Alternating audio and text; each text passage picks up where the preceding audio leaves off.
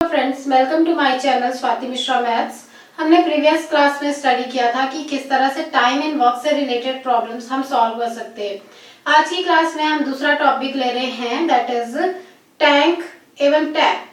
मतलब अगर हमें टंकी और पाइप से रिलेटेड क्वेश्चन दिया हो कि किसी भी टंकी या किसी भी हौज को भरने के लिए कि किसी भी नल को कितना टाइम लग रहा है और दूसरा नल खोल दिया जाए जो उस टंकी को खाली कर रहा है, तो उसमें कितना, तो फिर उस कंडीशन पर एक तरफ से टंकी भर रहा है, दूसरी तरफ से टंकी खाली हो रहा है, तो अगर दोनों प्रोसेस चलते रहे तो कब ऐसा टाइम आएगा जब टंकी पूरा भर जाएगा या टंकी पूरा खाली हो जाएगा। तो इस तरह के क्वेश्चन हमें पढ़ने हैं। तो ये वाला टॉपिक मैं जस्ट बाद इसलिए ले रही हूँ क्योंकि टाइम एंड वर्क से ये वाला क्वेश्चन जस्ट रिलेटेड होता है। जैसे हमने पढ़ा था कि अगर ए किसी कार्य को x डे में कंप्लीट करता है और b किसी कार्य को y डे में करता है, अगर दोनों एक साथ मिलकर काम करेंगे तो काम कितने दिन में होगा। तो हमने इसके लिए ट्रिक पढ़ा था x into Y upon x plus Y days उसको लगेंगे काम को पूरा करने में, अगर x और a और b दोनों मिलकर काम करते हैं। इसी तरह से देखिए, अगर दो नल है सपोज, ठीक है, यहां से हमने लिया कि कोई हौज है, ओके, और किसी हौज को दो पाइप हैं। पहला पाइप उसको H1 घंटे में भर देता है, ठीक है, ये फर्स्ट पाइप हो गया। इसी तरह से जो सेकंड पाइप है, सेकंड पाइप उसको H2 घंटे में भर देता है टंकी को, ठीक है।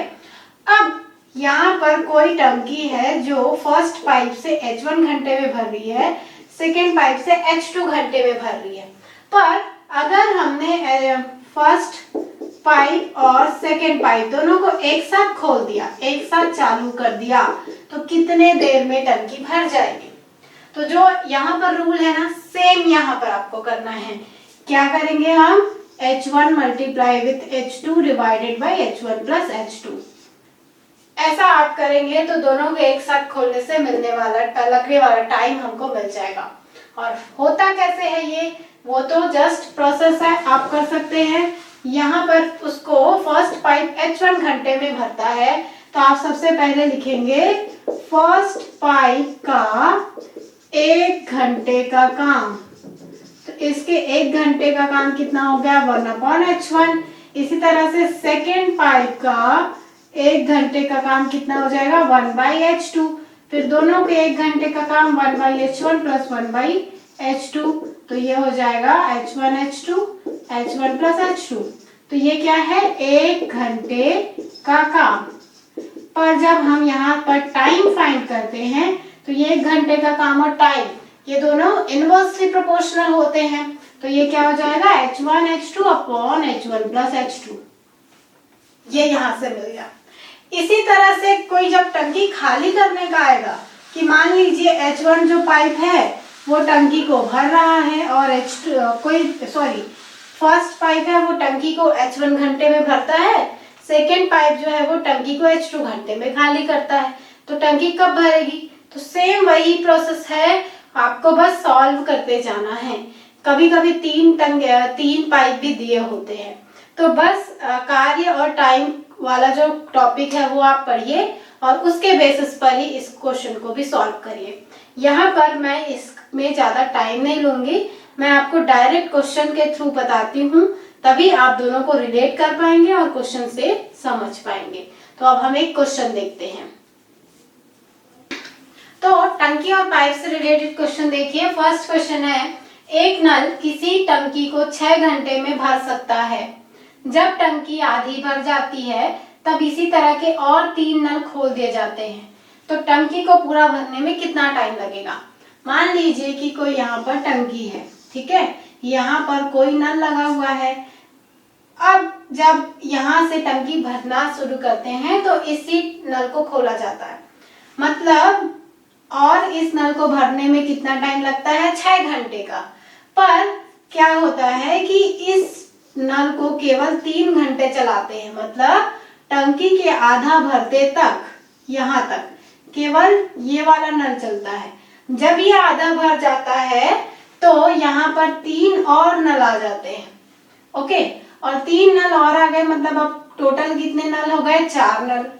मतलब यहाँ पर 3 घंटा लगेगा। पहले 3 घंटा लगेगा, ये तो हम श्योर हो गए, क्योंकि 6 घंटा अगर पूरा भरने में लगता है तो आधा भरने में कितना टाइम लगेगा? 3 घंटा। तो 3 घंटा लगा आधा भरने में।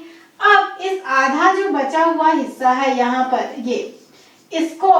ये अकेला नहीं भर रहा है, 4 नल भर रहे हैं, मतलब कम टाइम लगेगा।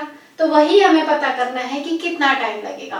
तो यहाँ से हम लिखते हैं, यहाँ पर हम लेते हैं नल टंकी भरता है 6 घंटे में। ठीक है, तो उसके 1 घंटे में कितना भरेगा? 1 घंटे में वो भरेगा 1/6 भाग, मतलब 1/6 भाग वो टंकी का भरेगा 1 घंटे में। पूरा भाग 6 घंटे में भरता है तो 1 घंटे में 1/6 भाग भरेगा। अब आधा 1/2 भाग तो भर गया। ठीक है, अब अगर 4 नल एक साथ 1 घंटे भरे तो भरा गया भाग। अब ये मैं क्या निकाल रही हूँ? देखिए यहाँ पर 4 नल लगे हैं। ठीक है, अभी हमको नहीं पता कि टंकी कितने देर में भरेगी, तो हम अभी फाइंड कर रहे हैं कि इन चारों नल को हमने यहाँ पर अज्यूम कर लिया कि ये चारों नल 1 घंटे तक चलते हैं। तो अगर एक नल 1/6 भाग भरता है 1 घंटे में, तो 4 नल कितना भरेंगे? ये 4 टाइम्स, इसको आप ऐड कर दीजिए। क्यों ऐसा कर रहे हैं? क्योंकि ये सभी नल एक समान है। देखिए इसमें दिया हुआ है इसी तरह के 4 और 3 और नल, मतलब ये सभी नल की क्षमता एक समान है। तो ये हो गया। अब ये आ गया 4/6, दैट मीन्स 2/3, मतलब कि 4 नल एक साथ कितना भाग भरते हैं? 2/3 भाग 1 घंटे में भरते हैं। ठीक है, तो अगर ये 2/3 भाग 1 घंटे में भरते हैं तो खाली कितना भाग है? हाफ। तो 1/2 भाग भरेंगे, कितना हो जाएगा ये? 1/2/3 मल्टीप्लाई विथ 1/2। तो आप इसको करिए, ये 1 घंटा है। ठीक है, तो इसको हम मिनट में कन्वर्ट कर लेते हैं, तो ये आ गया 60 मिनट। यहाँ पर आप लिख लीजिए कि 60 मिनट, क्योंकि हमें पता है 1 घंटा बराबर 60 मिनट होते हैं। तो 2/3 भाग 60 मिनट में भरता है, तो 1/2 भाग कब भरेगा? 60/2/3 मल्टीप्लाई विथ 1/2। तो ये हो जाएगा 60 × 3 डिवाइडेड बाई 2 × 1/2। सॉल्व करेंगे तो ये आ गया 45 मिनट में। मतलब चारों नल आधा टंकी कितना टाइम में भर दे रहे हैं? 45 मिनट में। मतलब ये 3 घंटा प्लस 45 मिनट का समय लगेगा इस टंकी को पूरा भरने में। कितना? 3 आवर 45 मिनट्स का समय यहाँ पर लगेगा। क्यों ऐसा हम लिख रहे हैं? 3 आवर कहाँ से आया? क्योंकि आधा टंकी तो एक ही नल भर रहा है जो 3 घंटे का समय ले ही रहा है। तो ये इस तरह के टंकी और पाइप से रिलेटेड क्वेश्चन आप करेंगे। तो आप यहाँ पर देख रहे हैं कि जैसे हम करते थे ना कि वो कार्य को 20 दिन में करता है तो कितने क्षमता है, ये बस उसी तरह का ही आपको करना है। कुछ और क्वेश्चन लेते हैं। नेक्स्ट क्वेश्चन देखिए, हमें मिल रहा है पाइप ए बी किसी टंकी को 60 मिनट व 75 मिनट में भरते हैं। मतलब पाइप ए 60 मिनट लेता है टंकी भरने में और पाइप बी 75 मिनट लेता है टंकी भरने में। तीसरा नल सी लगा हुआ है जो टंकी को खाली करने का काम करता है। यदि तीनों पाइप को या तीनों नल को एक साथ खोल दें तो टंकी 50 मिनट में भरती है। अकेला पाइप सी टंकी को कितने समय में खाली करेगा? मतलब तीनों ए और बी दोनों भरते जाएंगे। तीनों को खोलने का क्या मतलब है? ए और बी टंकी को भरते जाएंगे और सी खाली करेगा। और जब ये तीनों प्रोसेस एक साथ हो रहे हैं तो टंकी भरने में लगा समय कितना है? 50 मिनट। तो अगर टंकी पूरा भरा हुआ है और सिर्फ सी नल को चालू कर दे, सी पाइप को चालू कर दे, तो टंकी खाली होने में कितना समय लगेगा ये हमें बताना है। तो हमें दिया हुआ है ए टंकी कितने टाइम में भरता है, 60 मिनट में। तो 1 मिनट में भरा भाग कितना हो जाएगा, 1/60।